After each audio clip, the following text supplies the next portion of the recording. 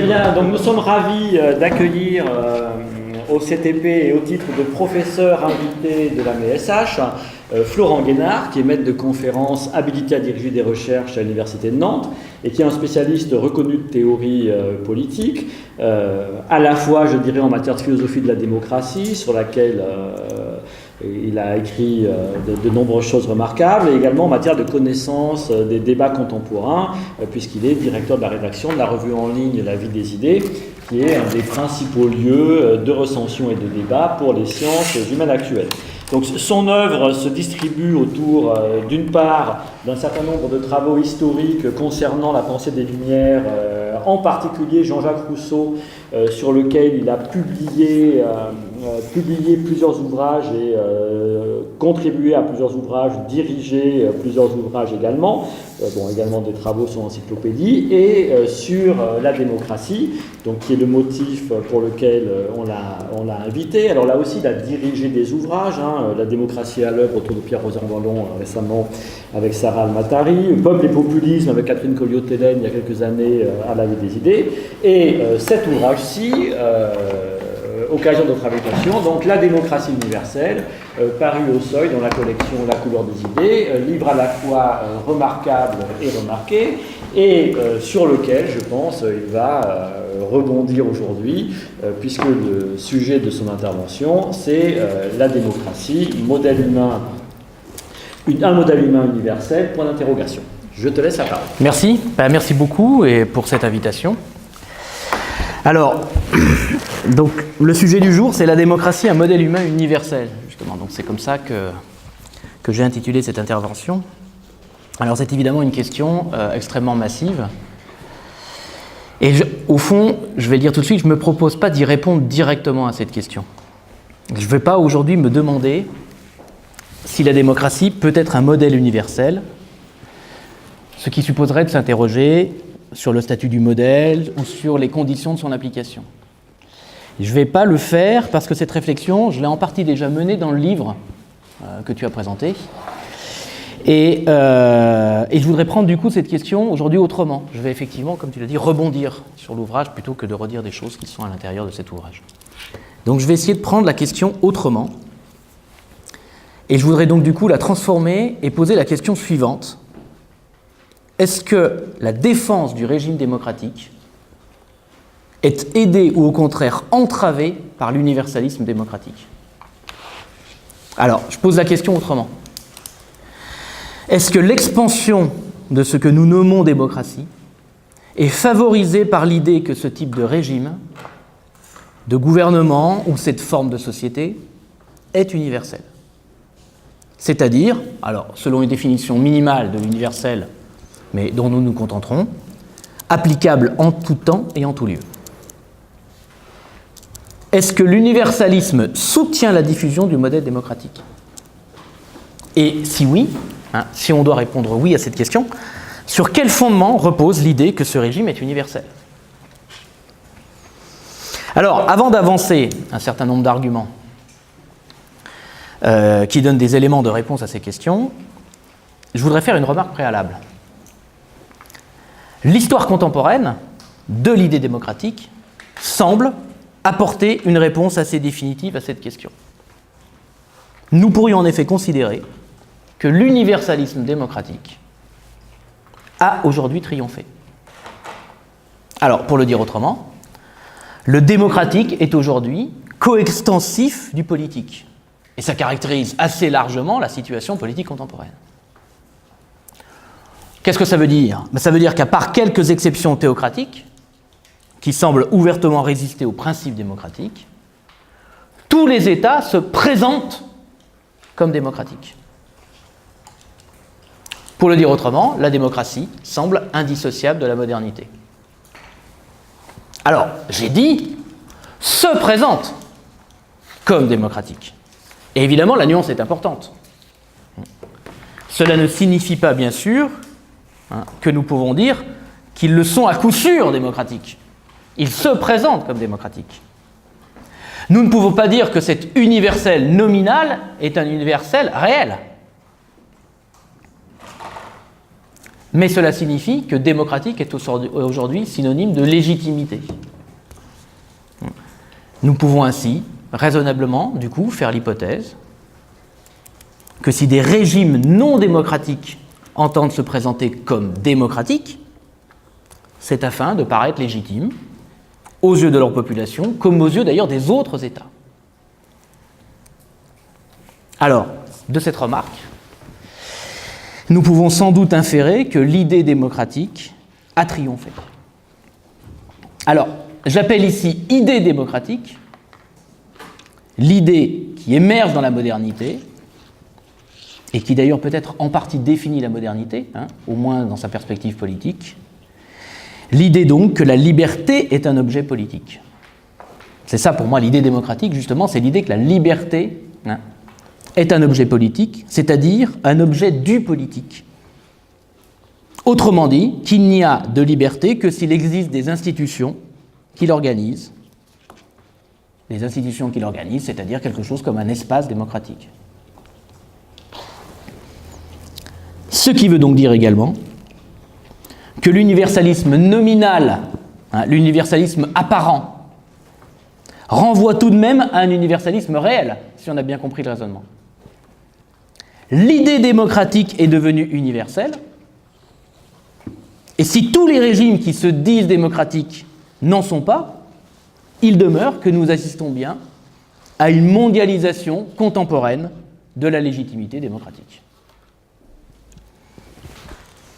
Alors, cet universalisme nominal, si on accepte donc de désigner par universel cette extension du terme démocratie, cet universalisme nominal, il faut évidemment le dire, vient de l'incertitude qui règne sur la compréhension même du concept de démocratie.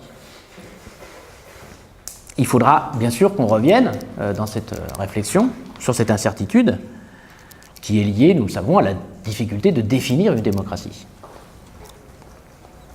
Je voudrais quand même, j'y reviendrai tout à l'heure, mais je vais déjà en dire un mot. Nous nous accordons assez facilement pour penser qu'il y a des démocraties plus démocratiques que d'autres, et que cette variation en intensité vient à la fois, disons, de l'extension des droits attribués aux individus et de la plus ou moins grande participation des citoyens à la décision publique, quelle que soit d'ailleurs la forme que prend cette participation. Mais la difficulté est de s'accorder sur une définition minimale de la démocratie. C'est ça, me semble-t-il, la difficulté. C'est-à-dire sur des critères fondamentaux qui permettraient de dire qu'un régime ou une forme de gouvernement est démocratique. Bon, c'est là une question extrêmement difficile, à laquelle d'ailleurs une littérature abondante est consacrée. C'est aussi une question d'importance, si on y réfléchit bien,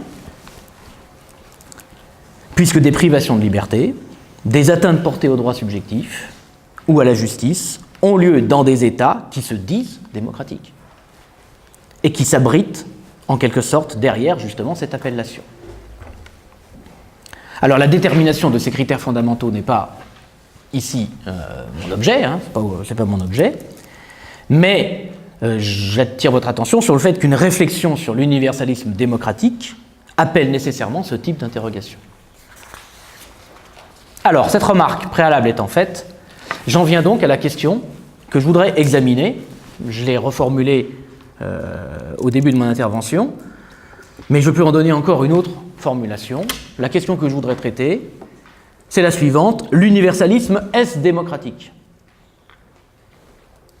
Et alors, je vais procéder pour traiter cette question en deux temps.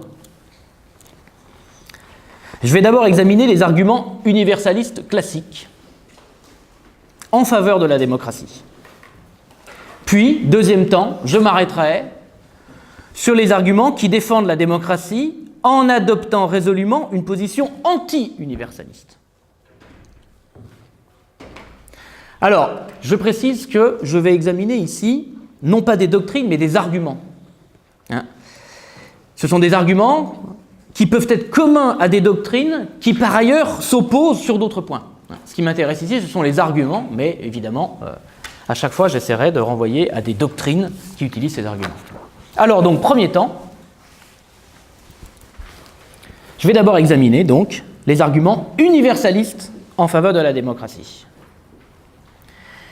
Et il y en a deux formes principales de ces arguments universalistes, deux formes qui sont d'ailleurs concurrentes, nous le verrons. Il y a d'abord l'universalisme de type téléologique, et ensuite, deuxième forme, l'universalisme minimaliste. Universalisme minimaliste qui s'élabore en partie contre l'universalisme téléologique. Alors, je vais examiner ces deux formes successivement. L'universalisme téléologique consiste à inscrire la démocratie et son expansion dans le mouvement de l'histoire. C'est-à-dire à considérer que l'histoire universelle tend au triomphe de la démocratie. Bref, dans cette perspective, si la démocratie est universelle, c'est parce qu'elle est portée par l'histoire, alors non pas par l'histoire singulière de tel ou tel peuple, mais l'histoire qui prend en compte l'expérience de tous les peuples, c'est-à-dire l'histoire universelle. Nous avons là l'argument central de cet universalisme téléologique. Il reste à comprendre et à évaluer, à mesurer les fondements de cette position. Alors, sur quoi s'appuie justement l'universalisme téléologique ? Quels sont ses fondements théoriques ou philosophiques ? Il s'appuie premièrement sur une conception évidemment déterminée de la démocratie. Ce qui est porté par l'histoire, dans cet univers téléologique, c'est la démocratie dans sa forme libérale, définie par un gouvernement représentatif, issu d'élections libres et compétitives, et par des droits individuels que ce gouvernement a notamment pour tâche de faire respecter, et sans lesquels d'ailleurs l'idée même de représentation est impossible. Premier fondement, une conception déterminée de la démocratie. Mais ce n'est pas tout. Deuxième fondement, cet universalisme téléologique s'appuie sur une conception précise de l'évolution en histoire, ou de ce qu'on appelle communément progrès. Alors, nous pouvons donner de cette conception de l'évolution, cette conception du progrès, on peut en donner une interprétation purement providentialiste. Interprétation providentialiste qui consiste à considérer que l'avènement de la démocratie repose sur les desseins de Dieu. C'est la position, par exemple, de Tocqueville. La philosophie moderne lui préfère, de manière générale, une version plus sécularisée. Le développement social et économique du monde moderne favorise, selon cette conception sécularisée, favorise l'expansion de la démocratie libérale. C'est par exemple la position de John Stuart Mill au XIXe siècle ou au XXe siècle, celle de Fukuyama, qui sont partisans justement d'un universalisme de type téléologique. L'individualisation des sociétés, selon cet argument, et le développement des activités marchandes, qui repose sur la libre initiative, tout cela converge et permet d'avancer l'idée que la démocratie libérale est le régime accordé à cette évolution.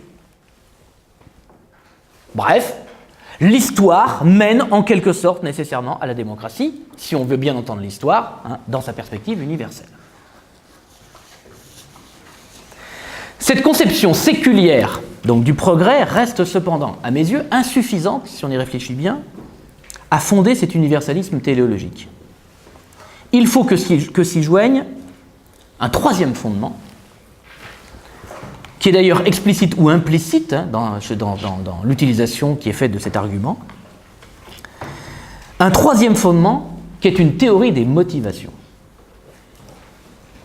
Il faut une théorie des motivations qui puisse expliquer non seulement pourquoi la démocratie libérale est le régime politique de la modernité, mais pourquoi les individus modernes y aspirent, pourquoi ils sont susceptibles de trouver en elle une forme d'accomplissement. Donc, l'universalisme téléologique ne repose pas seulement sur une philosophie de l'histoire, il engage également ce que j'appellerais une anthropologie philosophique, qui répond par exemple à la question « Quelles sont les aspirations fondamentales de l'individu moderne ?» ou où il engage également, et où d'ailleurs, un perfectionnisme moral. Qu'est-ce qui définit, pour un tel individu moderne, l'accomplissement de soi? Alors, diverses motivations, correspondant à ce qu'on peut considérer comme des aspirations fondamentales, peuvent alors être invoquées au sein de ce téléologisme. Par exemple, le désir de liberté, chez John Stuart Mill, ou le désir d'égalité, chez Tocqueville, ou le sens de la justice, chez Rawls, ou encore le besoin de reconnaissance, chez Fukuyama, pour reprendre des exemples que j'ai déjà cités. Autant d'aspirations qui, selon cet argument, ne peuvent trouver satisfaction qu'au sein de la démocratie libérale. Alors, cet universalisme téléologique me paraît avoir deux défauts majeurs, qui sont à mes yeux deux faiblesses. Premier défaut, il présente d'abord une certaine incohérence. J'ai dit donc qu'il se fondait sur 1. Une théorie de la démocratie, 2. Une théorie de l'évolution, 3. Une théorie de l'homme. Mais reste à déterminer si ces trois fondements sont pleinement compatibles. La théorie de la démocratie définit celle-ci comme un gouvernement représentatif, je l'ai dit. C'est-à-dire en donne ce que nous pouvons appeler une définition procédurale. Ce qui importe pour définir une démocratie, c'est la manière dont les décisions publiques sont prises, donc là, en l'occurrence, par des représentants dont la légitimité vient d'élection, mais ce ne sont pas le contenu de ces décisions, c'est la manière dont elles sont prises.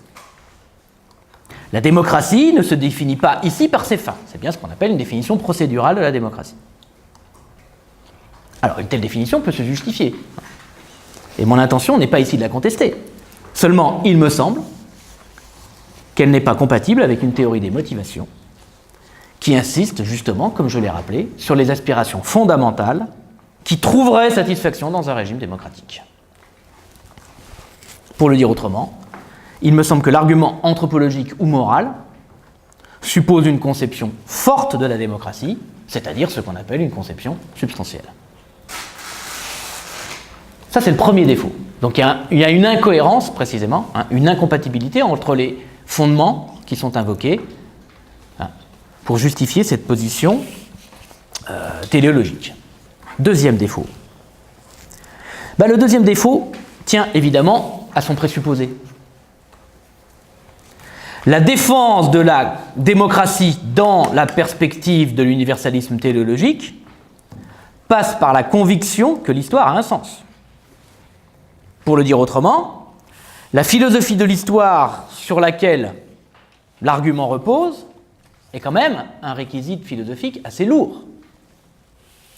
Dans cette perspective, pour être convaincu que la démocratie est universelle, il faudrait au préalable être convaincu qu'il y a un sens à adopter un point de vue universel sur l'histoire. Il y a donc ici, évidemment, un présupposé philosophique extrêmement lourd. Nous pouvons donc penser, à juste titre me semble-t-il, que cette forme d'universalisme peine à convaincre. Il semble difficile aujourd'hui d'affirmer que l'histoire prouve le triomphe de l'idée démocratique. Il semble utile de renouer ici avec une philosophie de l'histoire dont la pensée contemporaine a depuis longtemps montré les limites. Mais il me semble que cet argument, loin d'être abandonné, s'est donné une forme plus prudente. Alors, on pourrait penser qu'au fond, la pensée contemporaine ayant montré les limites de la philosophie de l'histoire, ayant abandonné la philosophie de l'histoire, on a abandonné, au fond, cette justification de la démocratie à travers l'universalisme de type téléologique. Mais il me semble que cet argument s'est donné une forme plus prudente. Cette forme est la suivante. Le triomphe de la démocratie ne viendrait pas du fait qu'elle serait le télos de l'histoire, ou pas, disons autrement, parce qu'elle serait le régime politique de la modernité, mais son triomphe vient du fait que c'est un régime attractif, dont les principes et les valeurs ont une force réelle de diffusion. Force qui permet donc de dire que la démocratie, dans sa forme libérale, est en voie de triompher sur tous les autres régimes. Cet argument, je le nomme universalisme métonymique. Alors pourquoi métonymique? C'est l'universalisme métonymique, parce que dans une métonymie, la partie peut désigner le tout. D'accord, c'est ça, c'est une figure de style. Et bien ici, la partie peut désigner le tout parce qu'il est vraisemblable, étant donné la travectivité de cette partie, que le tout finira par lui ressembler. C'est donc un universalisme de type métonymique. C'est moi qui le nomme de cette manière. Or, cet universalisme de type métonymique, il est extrêmement répandu au sein des democratization studies, au sein de toutes les études sur la démocratisation. Et il me semble également qu'on peut lire chez Rawls, dans son texte sur le droit des peuples, une théorisation de cet universalisme. Alors, cet argument, il faut s'y arrêter parce qu'il a eu une portée réelle. Il a une portée réelle parce que c'est lui qu'on invoque lorsqu'on déclare que l'instauration d'une démocratie dans un environnement régional non démocratique pousse à la naissance d'autres démocraties. Par un effet qui est d'ailleurs souvent, dans les democratization studies, souvent désigné métaphoriquement comme l'effet domino ou l'effet boule de neige. Le modèle démocratique s'incarnant dans un État voisin, la liberté politique semble devenir possible. C'est ça que veut dire cet argument. Alors, on peut donner des exemples qui sont souvent analysés dans les democratization studies. On peut donner des exemples de séquences historiques qui semblent vérifier justement cette interprétation, ce que j'appelle donc l'universalisme métonymique. Par exemple, en 1986, en Asie du Sud-Est, démocratisation des Philippines, ensuite démocratisation de la Corée du Sud qui prend modèle sur les Philippines, etc., etc. Ou, exemple peut-être plus connu de nous, en 1989, en Europe de l'Est, évidemment. Alors, on peut trouver à cela des raisons psychologiques, des raisons psychologiques qui ne sont pas sans fondement. En effet, on peut être incité à prolonger ce qui peut sembler être un processus d'ensemble. Et une transition démocratique à proximité donne une légitimité supplémentaire à l'expression publique d'un désir de liberté. C'est pas absurde de penser, de raisonner de cette manière. Pour le dire autrement, en termes moins psychologiques et peut-être plus philosophiques, la réalisation historique du modèle donne à ce modèle une force et une valeur supplémentaires. À ces raisons subjectives s'ajoutent, il faut quand même le dire, des raisons qui sont plus institutionnelles ou objectives. Les régimes autoritaires sont sans doute plus faibles au sein d'un environnement régional, démocratique, qui serait peut-être moins favorable pour eux à des alliances de soutien. Il y a donc, et ça c'est intéressant, il y a une force mobilisatrice dans l'universel. L'argument a du poids, c'est certain. Il n'empêche que malgré son poids, là, l'universalisme métonymique n'est pas, à mes yeux, entièrement convaincant. Nous ne pouvons pas penser en effet que la force du modèle suffit à enclencher un processus de démocratisation. Il y a des préconditions à un tel processus. Préconditions d'ordre économique, social ou culturel. Alors, il est sans doute en la matière difficile d'aller plus loin que la simple corrélation. Par exemple, corrélation qu'on peut trouver entre la démocratie et la richesse, le niveau de développement économique, ou corrélation qu'on peut trouver entre la démocratie et l'individualisme. D'accord. Bon. On peut difficilement aller plus loin que la simple corrélation, car il existe toujours des exceptions qui empêchent de voir là des causes absolument déterminantes, des sortes de lois. Par exemple, l'Inde est une démocratie, mais à la fois une démocratie, un État pauvre et une société hiérarchique. Mais ces corrélations existent. Et donc disons simplement que ces corrélations sont vraies dans la plupart des cas, on peut difficilement les transformer en loi, mais elles sont vraies dans la plupart des cas, et elles empêchent du coup de donner une valeur absolue à l'idée que l'expansion de la démocratie n'a pas de conditions externes. Mais alors, si on admet cela, si on admet qu'il y a des préconditions, sur quoi se fonde l'idée qu'il existe bien un universalisme démocratique, même de type métonymique? Si nous devons nous contenter de montrer qu'il existe des causes nombreuses et diverses qui préside à une transition démocratique, nous ne pouvons pas fonder, au sens strict, une position universaliste. À moins de considérer que l'histoire favorise l'émergence de ces facteurs. À moins de considérer que l'histoire favorise, au fond, l'émergence de facteurs qui sont des préconditions à une démocratisation. C'est-à-dire, à moins de considérer que le monde deviendra en quelque sorte libéral. Que les sociétés deviendront tout à la fois développées, individualisées, sécularisées. Bref, si on veut donner un fondement assuré à l'universalisme métonymique, il me semble qu'on est obligé de réintroduire des considérations téléologiques.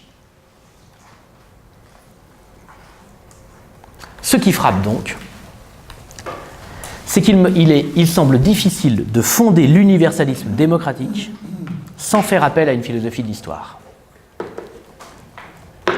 Et la deuxième grande forme d'universalisme démocratique, que je vais examiner maintenant, entend justement offrir une autre voie, justement dirigée contre toute philosophie de l'histoire. Et je dirais même contre tout argument de type philosophique qui viendrait à l'appui de la démocratie.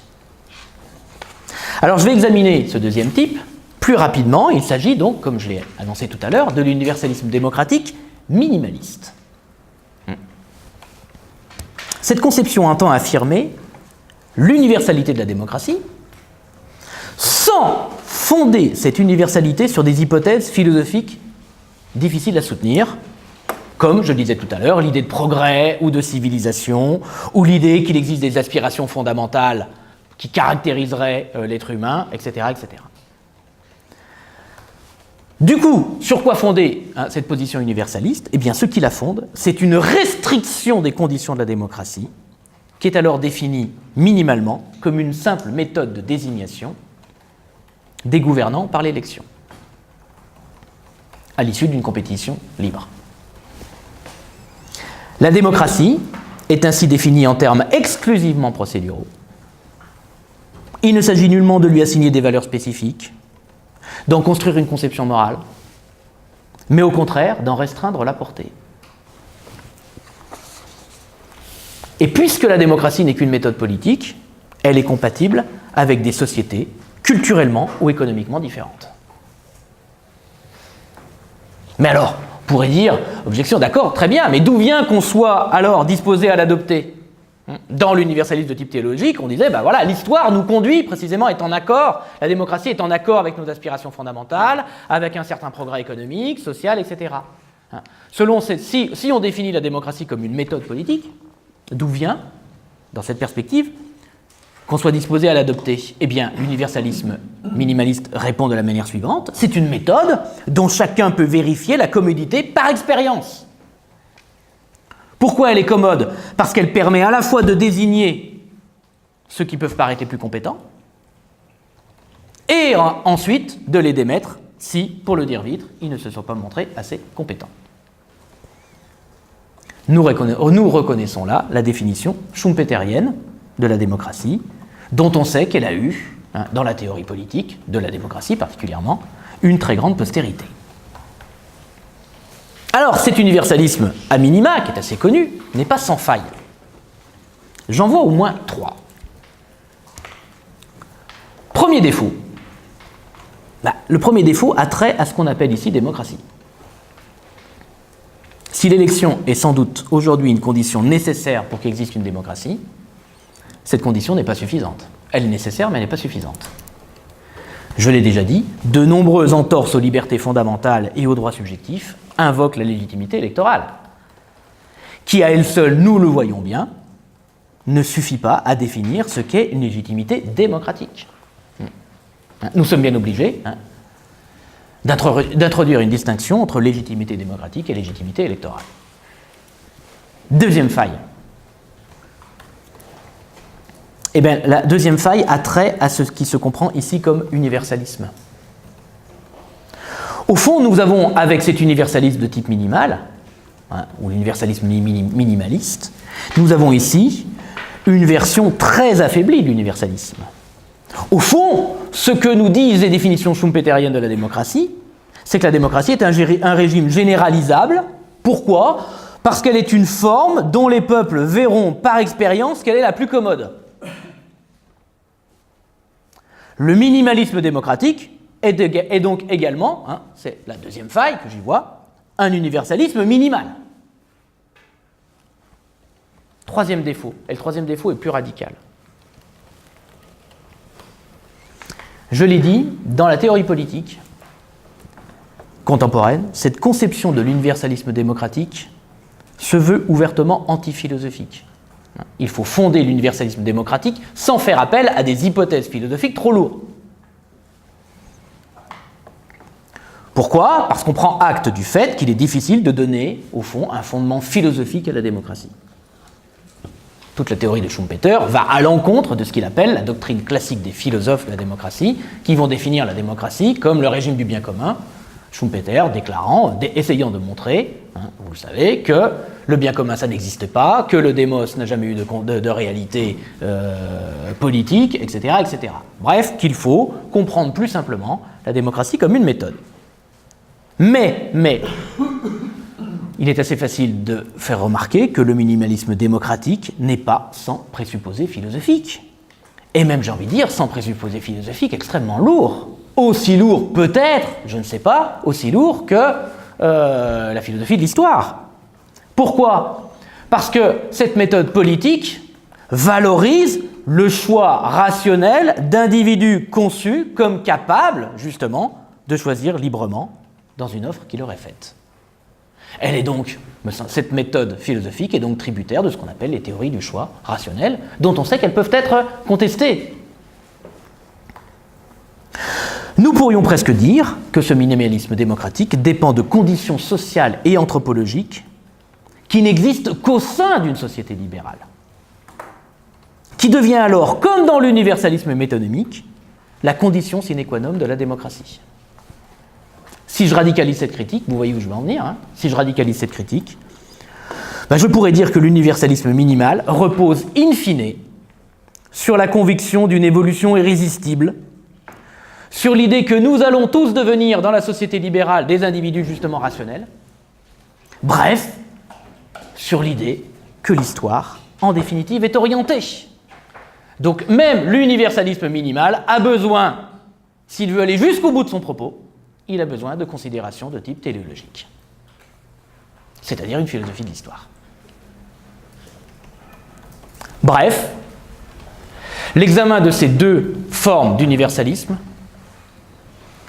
nous amène à l'idée donc qu'il est difficile de séparer l'universalisme démocratique et le finalisme.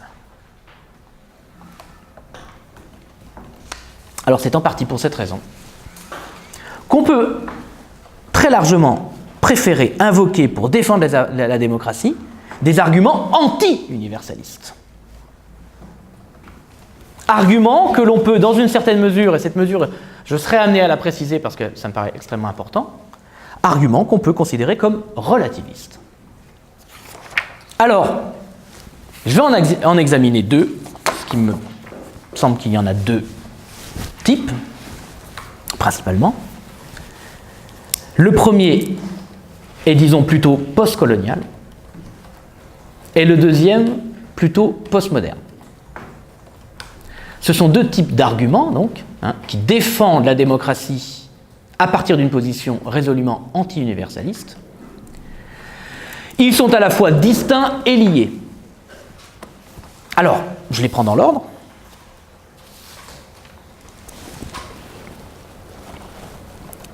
La critique de l'universel, on le sait, est au fondement du discours postcolonial.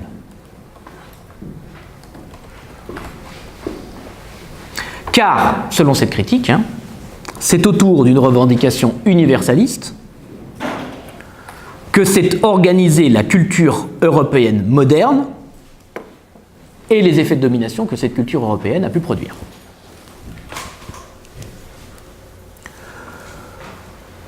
Le discours des Lumières, par exemple, dans cette perspective postcoloniale, consiste à dire que la liberté, la justice, la dignité, la démocratie sont autant de valeurs considérées comme universelles qui émanent de la raison droite et qui sont livrés en quelque sorte au monde par la conscience européenne et qui donc sont censés valoir pour toutes les cultures. Cultures dont les singularités sont alors, vous le savez, niées ou jugées simplement en fonction de ces valeurs. Donc cette critique postcoloniale, vous l'avez compris, c'est la critique des Lumières européennes. Cette critique postcoloniale, elle repose, si on y réfléchit bien, sur deux arguments majeurs.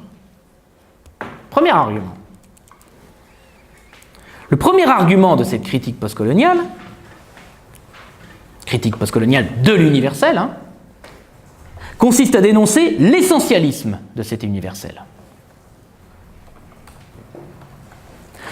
Selon le discours des Lumières, ou discours des Lumières entendu, selon la version qu'en donne justement la critique postcoloniale, eh bien, l'Europe porterait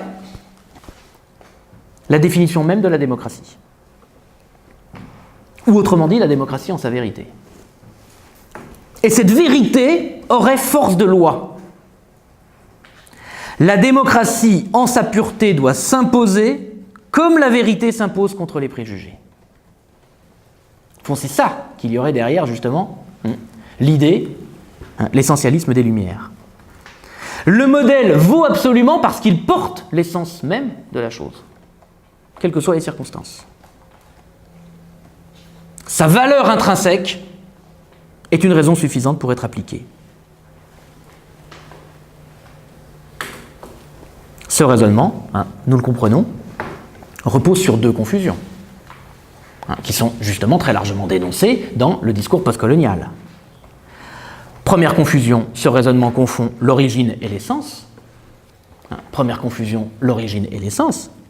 À supposer que l'Europe ait, je mets des guillemets là forcément, inventé la démocratie, à supposer, je dis à supposer parce que de toute façon nous savons que ce n'est pas le cas, mais à supposer même que l'Europe ait inventé la démocratie, rien ne permet de dire que l'essence est ce qui arrive en premier. Il y a donc ici une confusion entre l'origine et l'essence. Et puis deuxièmement, il y a une confusion entre la connaissance et la politique. Deuxième confusion entre la connaissance et la politique. Le discours scientifique, le discours descriptif, ce qu'on appelle l'épistémé en grec, ne fait pas par lui-même législation. Quand bien même on serait capable de dénoncer de décrire ce qu'est l'essence de la démocratie, il y a un saut entre l'épistémé et la prescription, entre le discours descriptif et le discours prescriptif, bref, en grec, entre l'épistémé et la politeia. Il y a donc une double confusion. Deuxième argument. Le deuxième argument, donc, de cette critique postcoloniale. Le deuxième argument, il est plus connu, il consiste à dénoncer la prétention de tout discours à échapper à son lieu d'origine. C'est un argument fondamental dans la critique postcoloniale.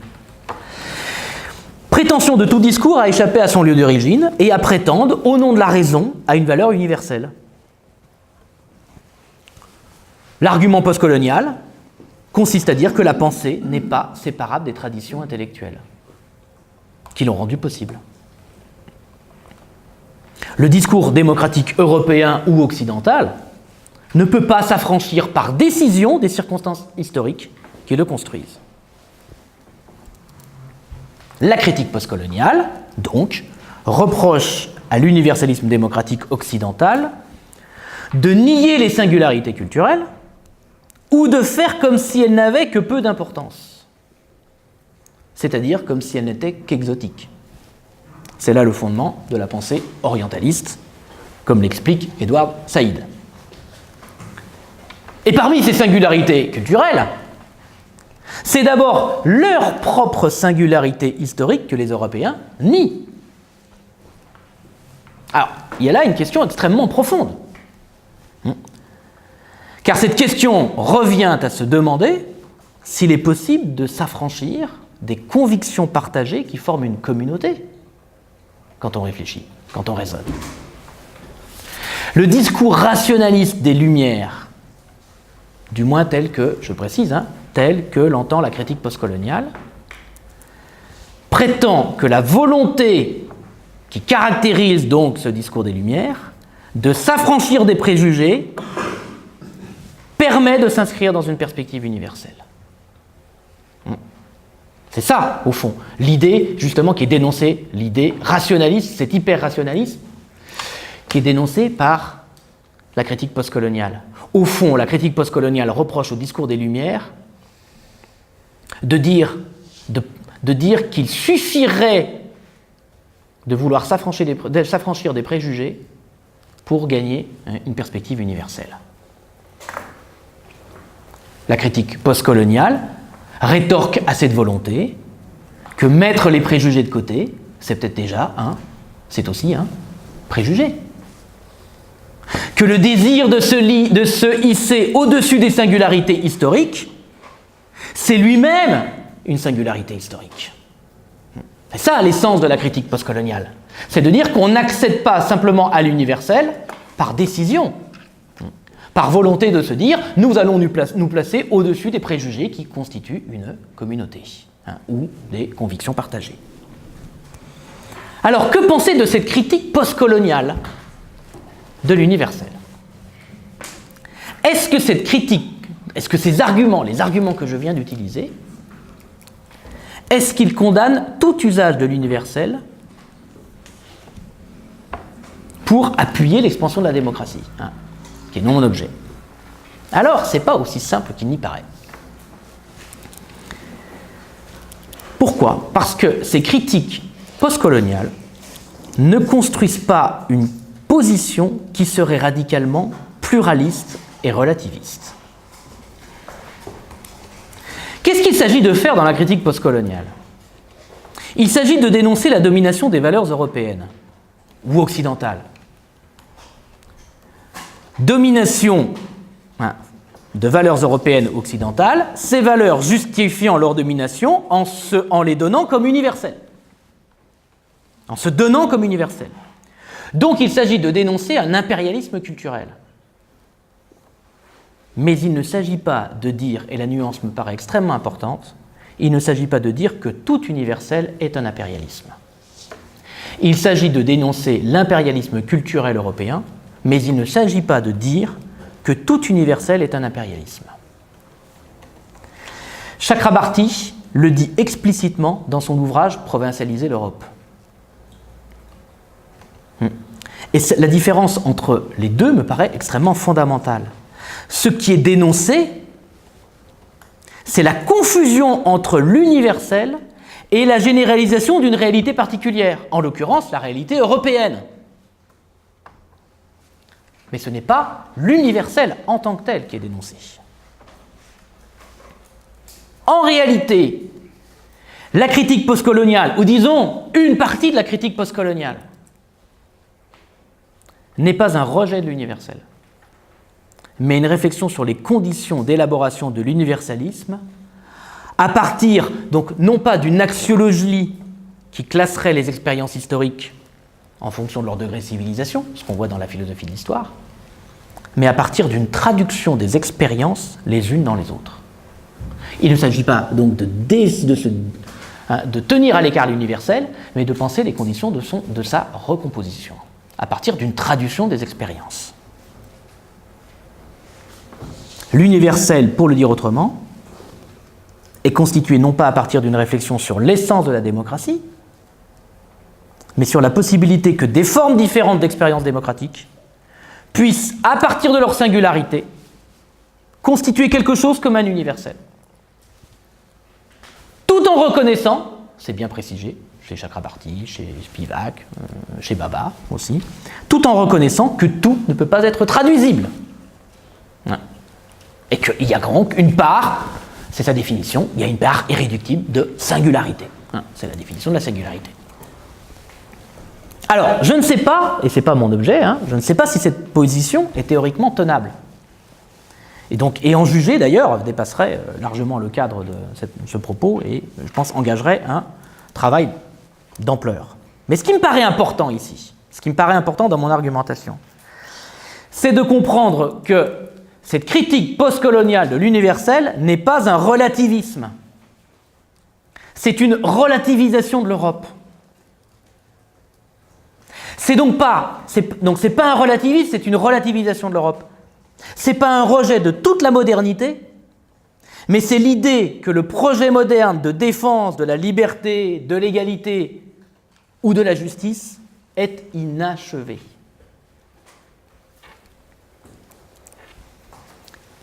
Ce qui m'amène à dire que les arguments anti-universalistes qui rejettent l'idée même d'universel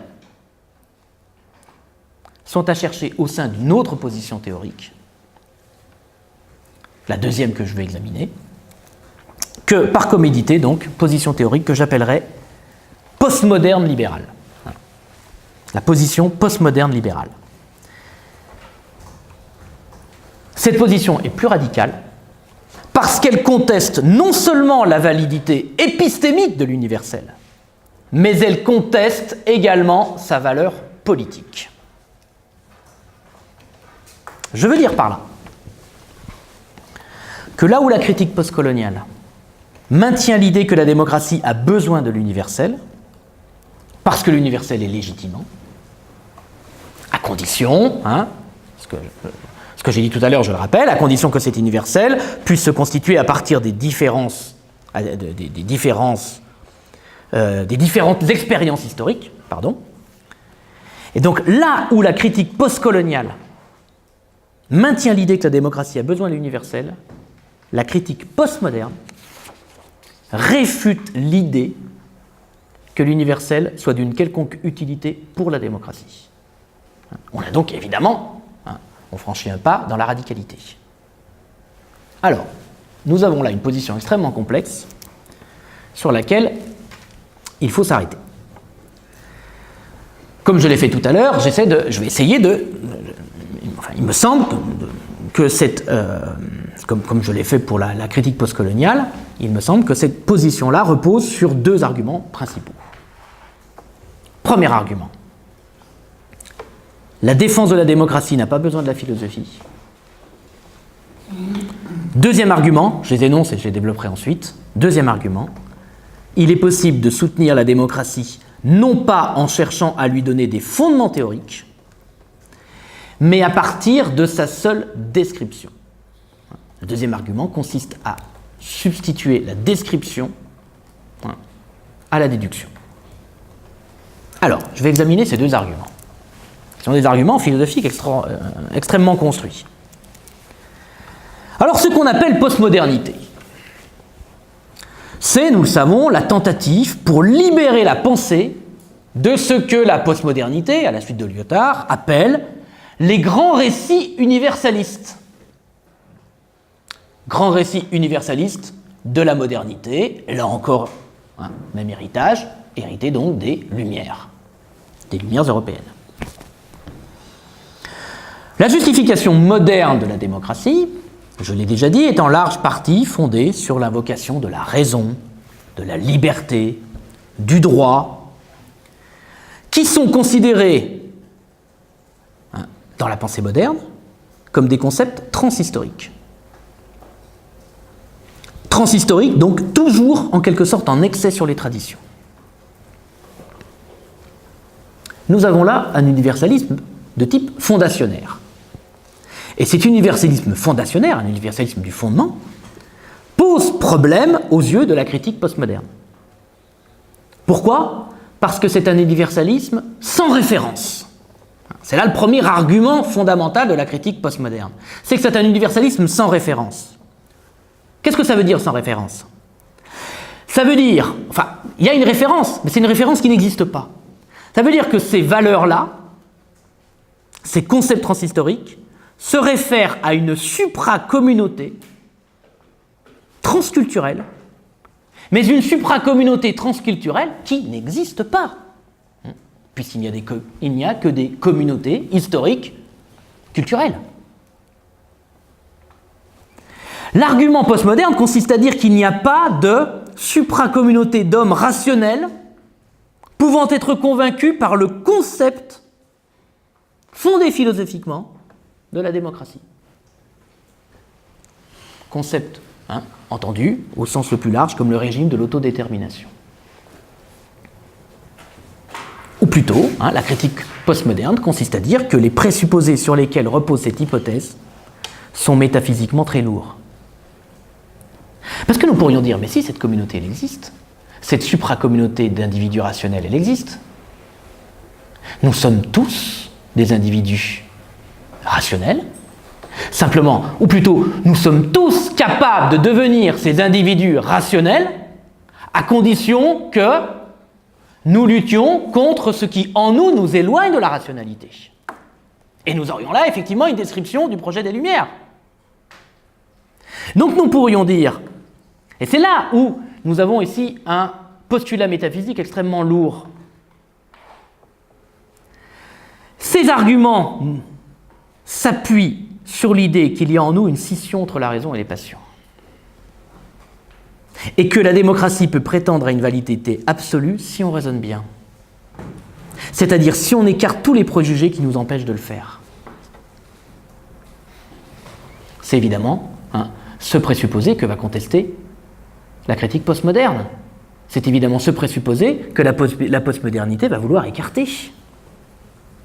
En disant, nous n'avons pas besoin d'invoquer ce fondement métaphysique pour défendre la démocratie.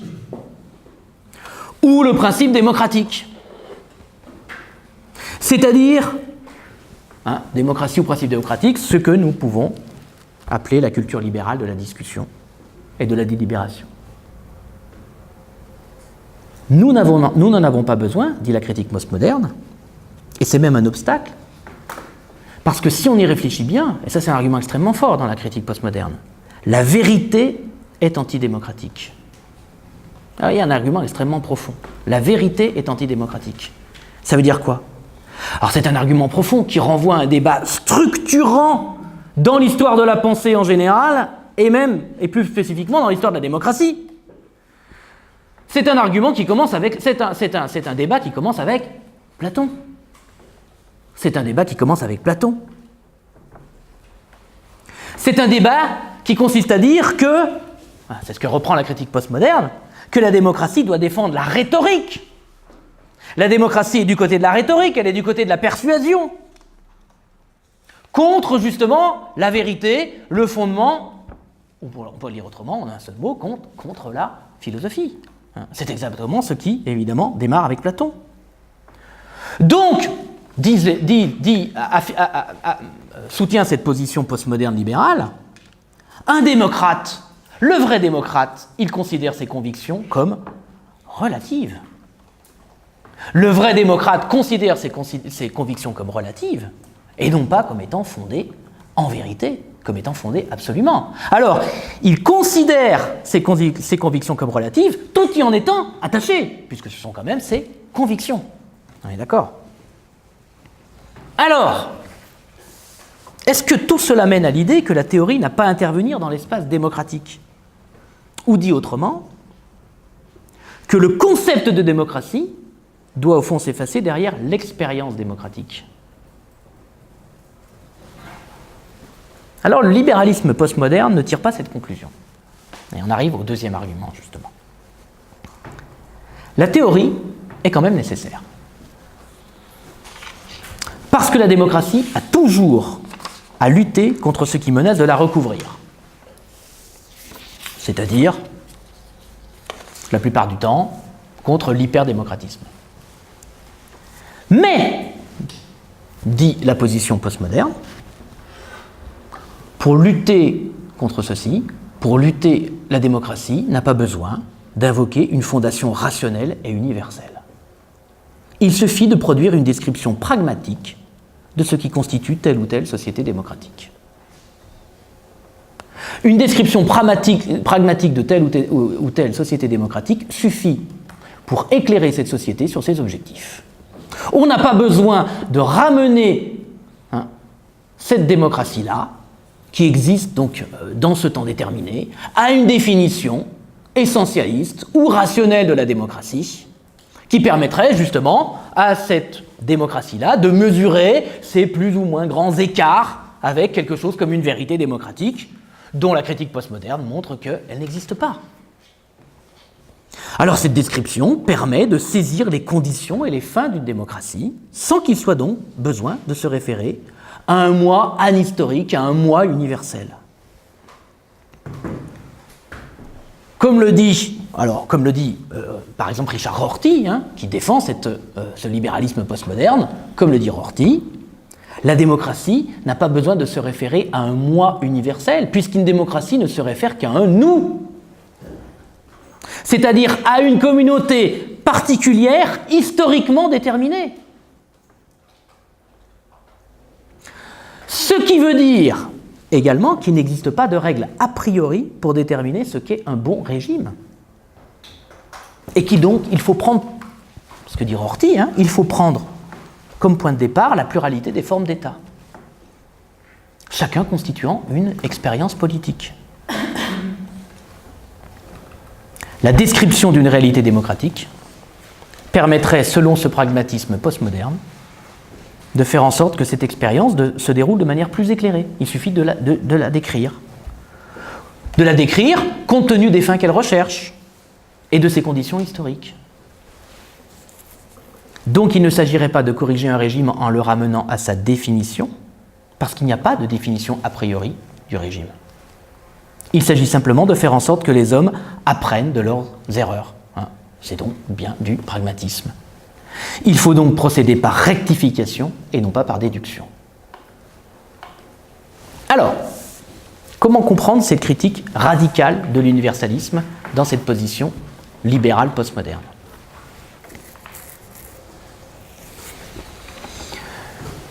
En toute rigueur, il ne s'agit pas d'un relativisme. Je veux dire par là que cette postmodernité démocratique n'affirme pas que toutes les communautés et toutes les formes de vie se valent, ce qui est la définition du relativisme.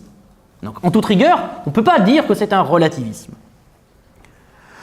Qu'est-ce qu'il dit ? Qu'est-ce que dit cette critique ? Elle dit qu'il faut juger d'un point de vue interne, en se plaçant à l'intérieur des traditions qui constituent le nous, et non pas d'un point de vue externe, à partir d'une position qui serait philosophiquement et théoriquement fondée.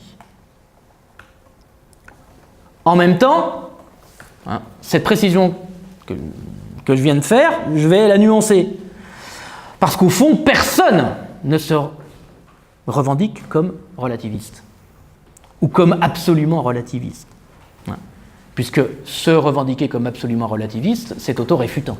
On est d'accord ? Puisque le relativisme, du coup, tombe lui-même dans cette réfutation-là. On est toujours relativement relativiste. Et en l'occurrence, il me semble que la relativisation postmoderne est plus importante que celle qu'opère la critique postcoloniale. Car elle porte sur l'universel, considéré comme non démocratique, c'est-à-dire considéré comme organisant une position de surplomb.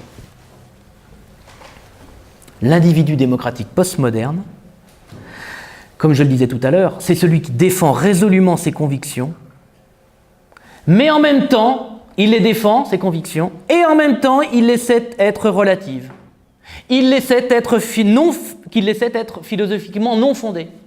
Elles n'ont pas besoin d'une fondation philosophique. Au contraire, il faut se méfier d'une position de vérité, d'une fondation philosophique. Et pourquoi cette relativisation est un geste démocratique aux yeux du libéral postmoderne ? Eh bien, cette relativisation est censée être démocratique car elle signifie une ouverture au pluralisme.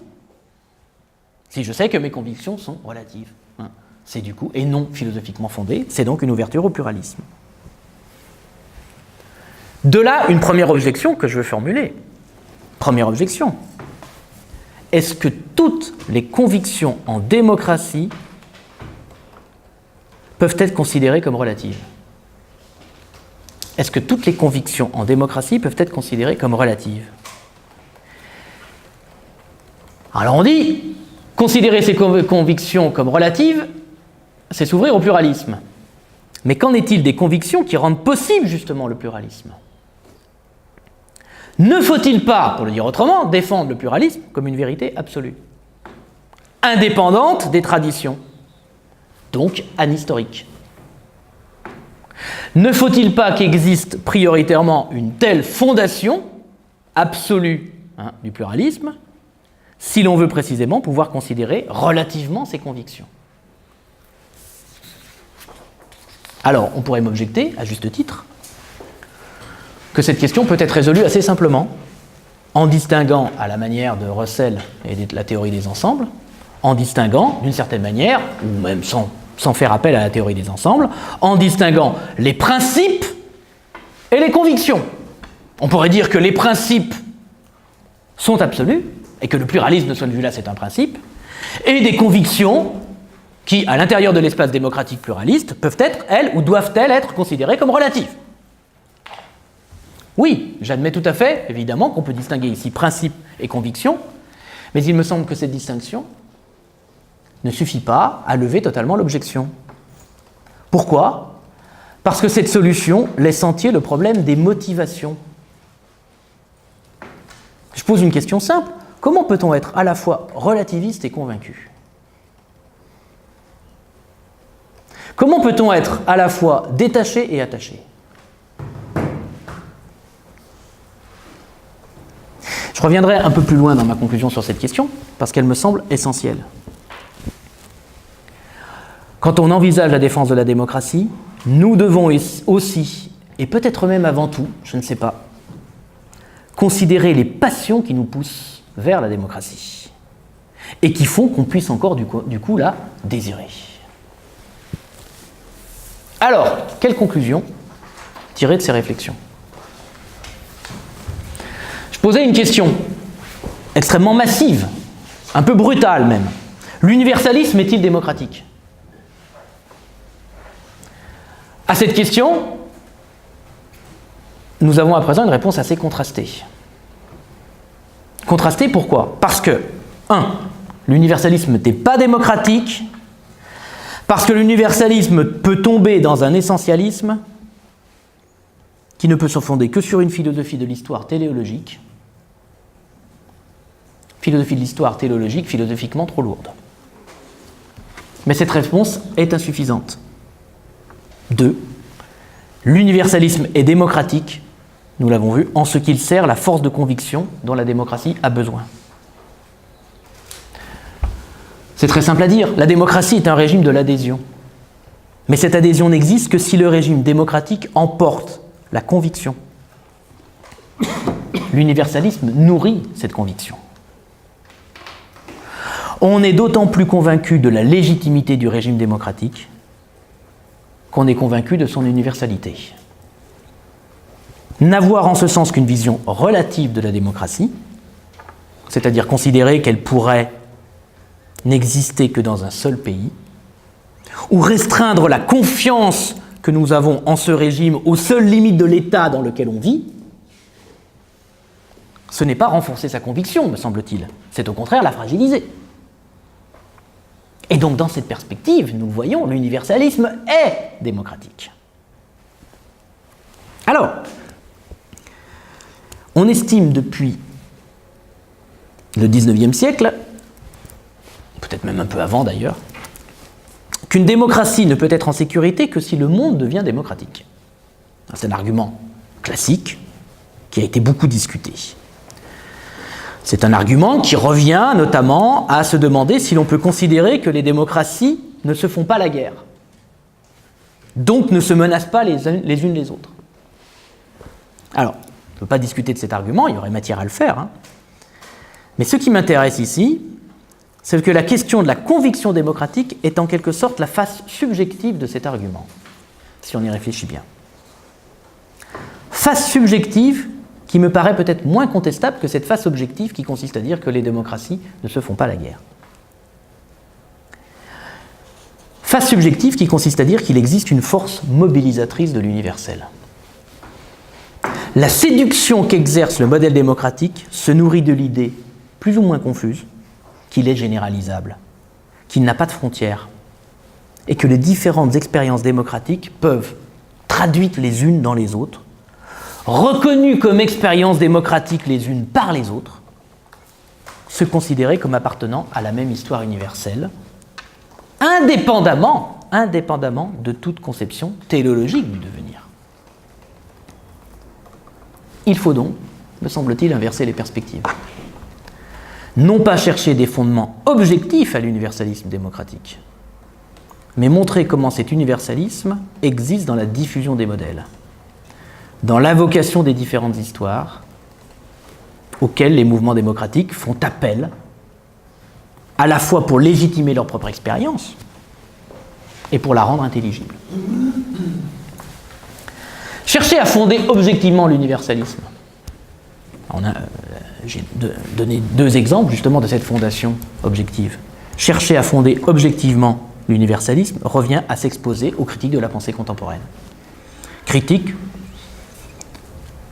dont je crois qu'il faut tenir compte, sans toutefois les accepter absolument.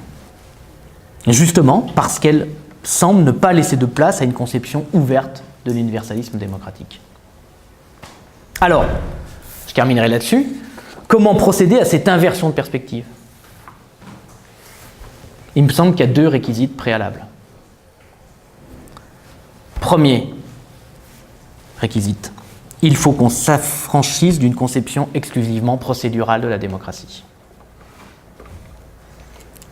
Il faut qu'on s'affranchisse de l'idée que la démocratie ne serait qu'une méthode électorale. Je ne dis pas bien sûr que la démocratie n'est pas avant tout électorale. Je dis simplement que pour bien fonctionner, cette démocratie électorale, comme méthode, doit être plus qu'une méthode. Elle doit être une communauté de citoyens qui se sentent impliqués dans le choix des gouvernants et qui ne peuvent se sentir impliqués dans le choix des gouvernants que s'ils se sentent également traités par la communauté.